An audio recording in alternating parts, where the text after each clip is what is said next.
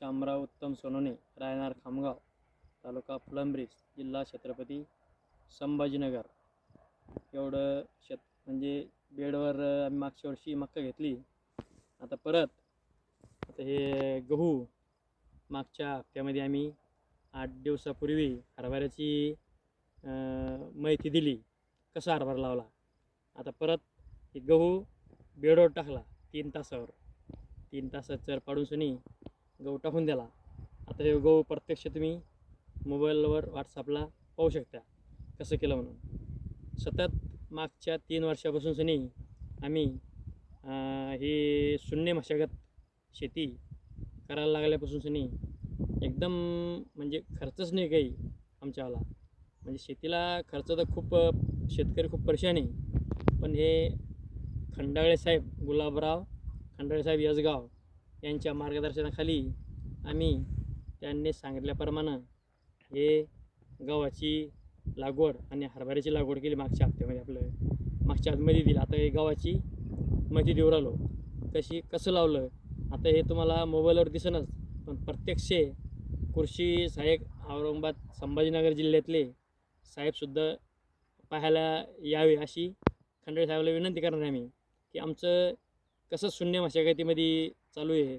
त्या हिशोबानं तुम्ही स्वतः बघू शकता. साहेबाला विनंती करणं आहे, खंडाळे साहेबाला. काय पोखरामधून आम्ही ठिंबक घेतलं. शेतीची मशागतसुद्धा पोखरामधूनच चालू आहे. खूप म्हणजे शासनाचे खूप ज्याने समजा किती बी हे केलं, म्हणजे लोकांनी मार्गदर्शन साहेब लोकांनी केलं. आपण जर त्याचा पाठलाग केला तर खूप शून्य मशागत शेती केली तर खूप शेतकऱ्याला पुरवठण. आता आमच्यावाले गावाचा रोट्याजवळ 1500 रुपये घेते ट्रॅक्टरवाले. स्वतःचं ट्रॅक्टर जरी असलं आपलं तर त्याला खर्च येतोच ना डिझेलचा त्याचा. तर हे शून्य मशागतीतून आपल्या याचं उत्पन्न यंदा पाहिजे. मागच्या वर्षीसुद्धा केलं असतं आम्ही, पण मागच्या वर्षी पाणीच नव्हता. तरी आम्ही मागच्या वर्षी डॉलर हरभरं पेरलं होतं. तरी न कधीमध्ये पाणी सोडलं. इथं पाणी लोकांना प्यायला नव्हतं, पण आम्ही 2 का 3 वेळेस फक्त पाणी सोडलं डॉलरला. आम्हाला जवळजवळ 30-35-40 हजार हरभरं झालं होतं टोटल, काही खर्च न करता. यंदा भरपूर पाणी.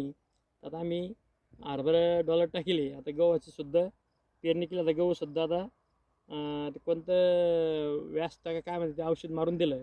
आता कळून त्याचं रिजल्ट कसे येतं.